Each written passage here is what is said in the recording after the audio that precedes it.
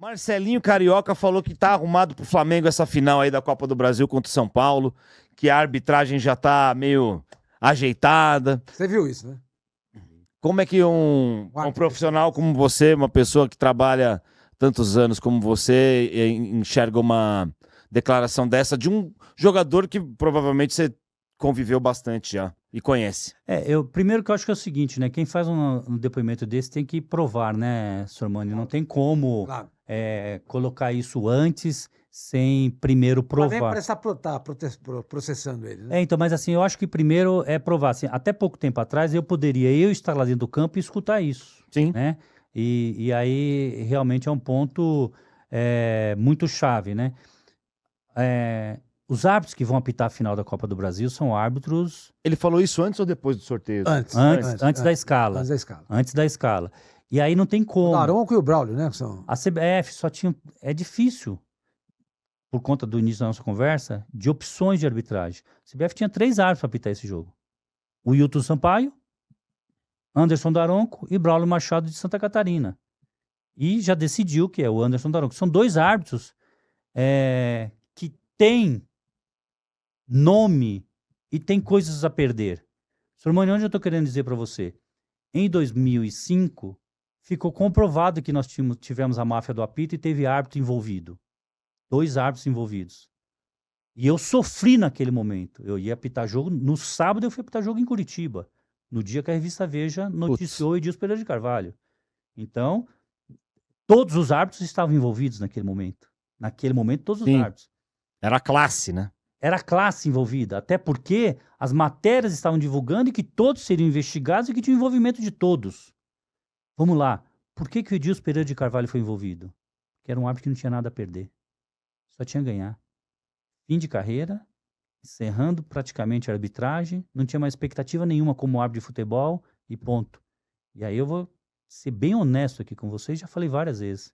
Se tem um grupo de risco de arbitragem para envolvimento com resultados, é esse tipo de árbitro, que não tem mais nada a perder. Já está em final de carreira. Já vai acabar a carreira e sabe que isso vai acontecer e quer abandonar. E não tem mais a ambição de estar numa Copa do Mundo. O Edilson Pereira de Carvalho e Paulo José Danelon não tinham mais expectativa nenhuma na carreira. Então foi fácil para o assediador, foi fácil para o apostador chegar perto deles. Entendi. Entendeu? Então assim, faz sentido. Eu vou te colocar que são 2 árbitros que têm potencial, capacidade, pode ter erro de arbitragem. Pode ter erro de arbitragem. Mas da onde você acha que o cara tira uma declaração dessa? Baseado em quê? Porque o Marcelinho foi jogador. Todo mundo fala assim, não, tá vendo? Não é o alfinete o Sormani que tá falando. Exato. É o Marcelinho que jogou futebol. Dentro, ele sabe, ele conhece o mundo.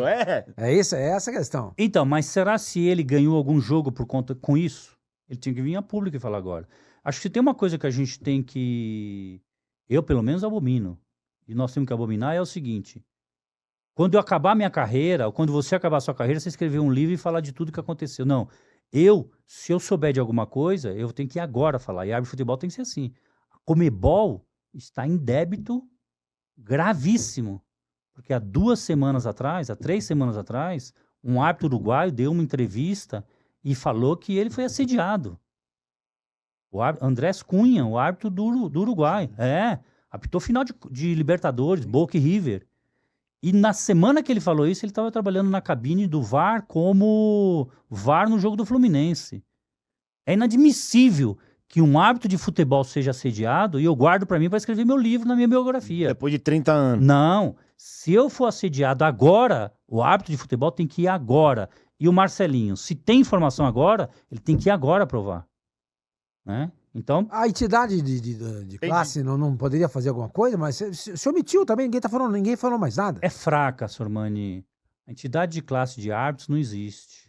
Não existe entidade de classe de árbitros. É fraquíssima. Então, assim... Mas a CBF poderia fazer alguma coisa. Não tenho dúvidas, é ela que sim. Porque é ela que organiza o campeonato. Ela que é a gestora do campeonato. Porque a declaração dele coloca em xeque o campeonato que ela organiza. Perfeito. E os árbitros que ela escala. Coloca em xeque não, desmoraliza. E os árbitros que ela escala aqui. Eu acho que nós podemos deixar muito claro aqui. Que eu achei que agiu corretamente. O famoso jogo Madonna. final de campeonato brasileiro, São Paulo e Goiás, e tinha informação que o árbitro que estava escalado para aquele jogo foi enviado um convite para o show da Madonna, às vésperas do jogo. No sábado de manhã, a CBF foi e tirou o árbitro. Né? Lembra desse incidente, né? Sim, que foi enviado o jogo, o Wagner Tardelli... da Madonna no Morumbi, né? No Morumbi, e foi mandado, às vésperas, um envelope onde tinha o ingresso pro árbitro que ia apitar o jogo que daria o título. Nem sabia se ele gostava da Madonna. Mas aí você vê, você tem que punir o corruptor também. Quem que mandou isso pra ele? Foi o São Paulo? São Paulo vai ter que mostrar quem foi, tem que punir. Foi o Corinthians? Foi o Santos? Você tem que punir também. Mas teve outro dia aí que não sei que time, acho que foi o Boca, né? Que mandou camisa pro árbitro antes do jogo. Como é que você vê esse negócio de árbitro receber camisa? Eu acho que a entidade precisa... Por quê? O que muda? Camisa ou ingresso? Sim. Não, ingresso... Então, vamos lá. Eu, quando comecei a apitar, tinha um histórico grande no interior de São Paulo. De brindes para árbitros e o que podia ou não. Não tem como você não ir apitar um jogo em Limeira e a Inter de Limeira dar um saco de laranja. Não tem como você ir a Bragança Paulista e o Bragantino dar 1 quilo de linguiça pro árbitro de futebol. Você vai apitar em Bauru, você recebe um saco de areia, de terra branca. De terra branca. Mas assim, existem coisas que fazem parte daquela entidade, que é muito mais uma cortesia, como se eu fosse na sua casa. Eu coloco assim. E naquela época... O Corinthians de Presidente Prudente, sempre o Corinthians. de Presidente Prudente, mandou... Tem agora o Corinthians cabeçuda também.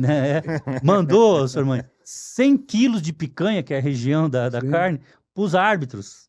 Não dá. Mas isso tem que ser proibido. 100 quilos? 100 quilos de picanha. Não pode. 100 quilos? Não pode. Dá pra abrir um açougue. Você não pode dar nada. O árbitro não pode, o árbitro não pode receber e quem recebe o árbitro não pode oferecer nada. Não, então, assim, permita-me discordar. Eu recebi de muitos clubes. Muitos. Tenho na minha casa coisas maravilhosas de clubes. Que o departamento de marketing faz, assim como eles entregam para os dirigentes do outro time, ele vai lá também e entrega para o árbitro um CD com hino, um livro da história do clube. Os times argentinos são comuns, os times fazerem a garrafa de vinho com o rótulo do clube e você chegar lá como satisfação ter aqui você na nossa casa recebendo, leva essa cortesia que é sabe assim, Sim. Um mimo pequeno. Mas assim, eu concordo com o Sormani. Ou a entidade define e fala árbitro de futebol, nenhum chaveiro é para receber, ok? Porque é difícil e é subjetivo mensurar o que pode e o que não pode. Claro, totalmente subjetivo. Não, um livro de história do clube, para mim, não tem problema nenhum. Muito zero. Agora, receber 100 quilos de picanha, pô. Não, então, assim, mas quando começa a camisa, ingresso, o povo já começa... E qual é o grande problema? Qual é o grande problema, Sormani? Vai começar o jogo, né? Alfinete... Beleza, boa sorte, bom jogo. No final do jogo eu venho trazer aquela camisa aí pra você.